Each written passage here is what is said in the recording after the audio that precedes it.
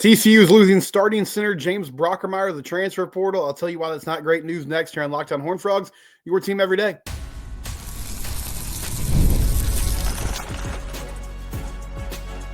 You are Locked On Horned Frogs, your daily podcast on the TCU Horned Frogs. Part of the Locked On Podcast Network, your team every day. Locked On Horned Frogs, I'm your host, Steven Simcox. Wanted to throw in a quick bonus episode because I recorded something last night about some transfer additions. TCU added Rashad Jennings from Incarnate Word, offensive tackle, I think a future starting left tackle for this team. And they also are taking on Kylan Jackson. He's signed. That was announced this morning, but we talked about it yesterday. Kylan Jackson's safety out of LSU, young guy, hasn't played a lot to this point in his career, but has the build to be a really effective safety kind of hybrid player in the Andy Avalos defense. But some news that came down this morning that I wanted to hit on. James Brockermeyer, starting center, is in the transfer portal. According to Jeremy Clark, he's reporting that he's heard from sources this is happening. And this is surprising to me. James started every game this year. I thought he did pretty well. Now, as was with the rest of the offensive line, I thought James did a good job in pass protection, struggled at times in the run game, had some specific games where he had issues, but overall, I thought there was a lot to build on. And if you've listened to the show over the past few weeks, I've discussed how I was really excited about the potential of what this interior offensive line would look like in next season. Colton Deary at guard, James Brockermeyer at center, and Cade Bennett, who was honestly the dude that they seemed most excited about, the staff at least, coming into the season or in that transfer portal haul. He was a guard from San Diego State, also spent some time at Oklahoma State in his career. But he has a back injury. He's out for the season. I have spoken with some people that know Cade, and from everything that I can tell, rehab went really well, and he should be good to go for next year. So that was super exciting news, and it felt like along the interior part of the offensive line, you were finally at a place where you had some continuity, one, but you also had some depth that you hadn't had in a long time because there were some veteran guys in Remington Strickland and Carson Bruno.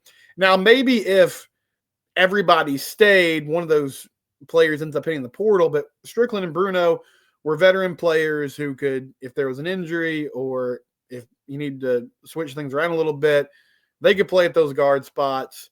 And then you had some young players, Cooper Powers, Samir Camacho, that were showing some promise. And honestly, the question in my mind was, how are you going to solidify the tackle position? Well, now this throws a wrench in everything. And I know everyone's saying today, well, you just slide Colton Deary over to center. And if you remember Colton Deary, who came over from Maryland in the portal a few off seasons ago, that was supposed to be his role. He was a center in high school. That's what he played at Maryland. And former wrestler, there was a lot of excitement about him. Well, Colton's been shuffled around at guard for the past 2 years because they've had injuries up front. They've had some issues. And so he's been the dude that has had to step in and play that role. Okay, you move him over to center. He has familiarity there, so you shouldn't have a huge drop-off. The problem in my mind is now you've got a guy moving over to not really a new position, but in this offense and this system, somewhat of a new position.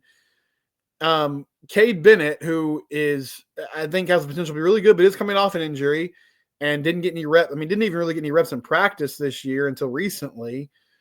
And then you'll have some experience at that other guard spot, but now it's kind of up in the air. Is that Remington Strickland? Is that Carson Bruno?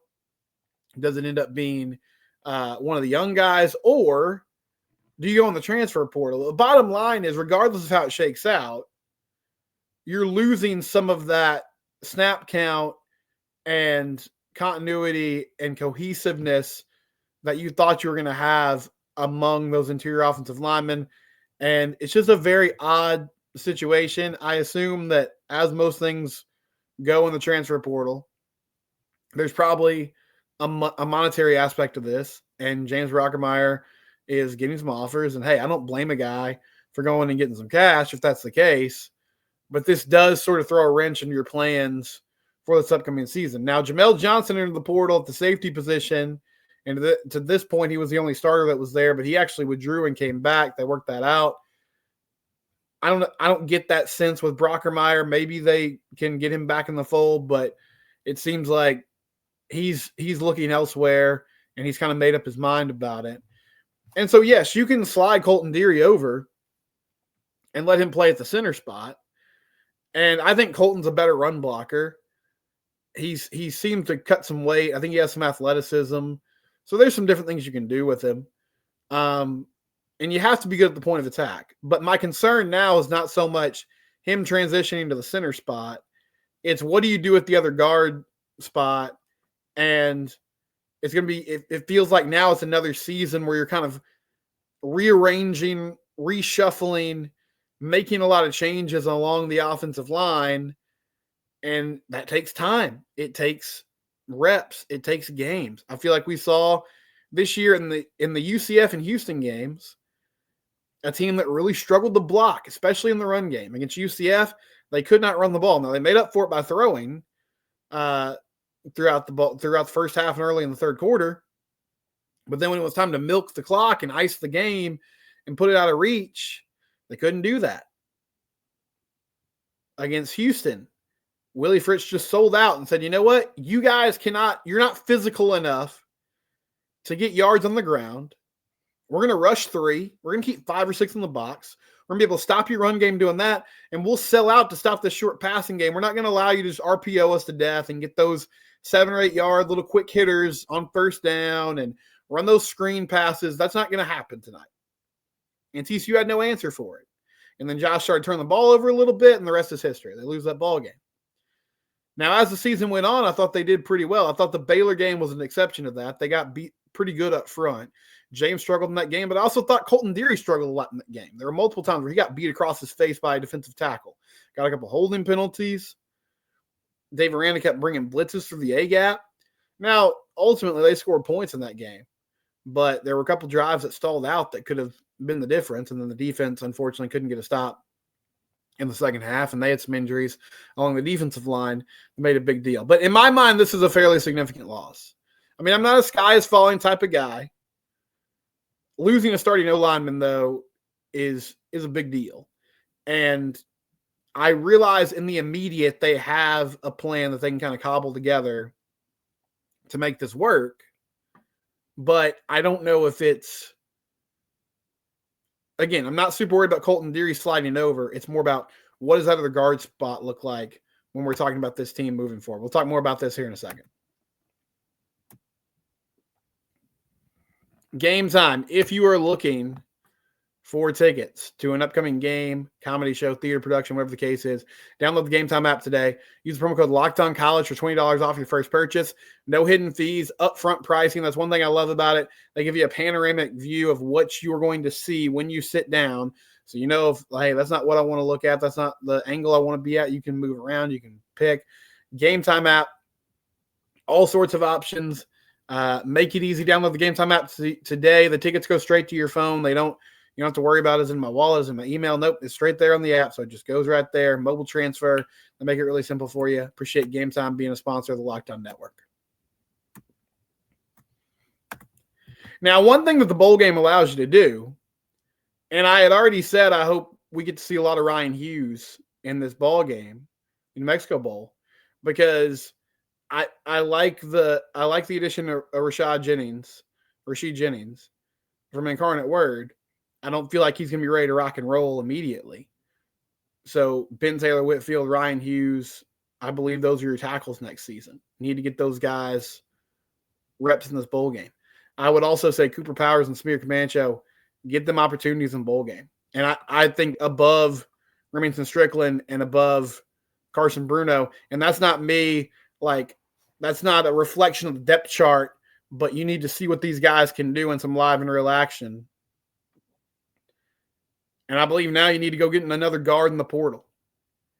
And I wouldn't have said that was a priority before this morning, but at this point, you got to go find at least some more depth, because it's not totally like the tackle position, but you're in a spot again where if you have an injury, suddenly you're sort of up a creek. And man, I just don't get this one. I really don't. I'm not sure what the communication was with the staff. Maybe they sort of moved on, but I mean, he started every game. Like if it was that much of an issue feels like they would have made a move at some point during the season. I don't feel like there were just a bunch of people behind him that could have done what James Brockermeyer did this year. It's a fascinating situation. We'll take one more quick break, and then I'll wrap it up here on Locked On Horned Frogs. Rocket Money. Go to rocketmoney.com/lockedon today. Listen, people my age, we sign up for stuff and we forget about it. Those subscriptions, those recurring payments in your bank account that you're like, wait, why am I spending $14 on something? God bless my wife. I love her. But I get a HelloFresh box every month. And I'm like, honey, why do we still have this? Rocket Money is a personal finance app that helps you find and cancel your unwanted subscriptions, monitors your spending, and helps you lower your bills so you can grow your savings. It brings everything together in one place, whether it's subscriptions, your spending habits, or even the goals you want to hit this year.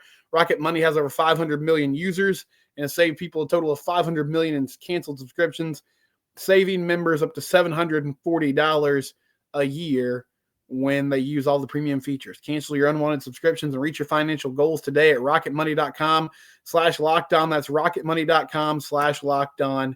Go there today. So yes, James Brockermeyer in the transfer portal. Bottom line here, this hurts your interior line depth. I think it kind of mixes up and messes with that starting rotation that you had in mind. And I think you got to go find somebody now at one of those spots at guard or center in the transfer portal to make sure you're shored up in that room. We'll have more coverage on Monday. Hopefully a few more additions. I know TCU's got some targets and some people they're going after. And this will be officially a game week as well. So thanks for hopping on this bonus episode. It's Locked On Horned Frogs, your team every day. Subscribe to the YouTube channel or your favorite podcast platform. We're free and available wherever you get your podcast.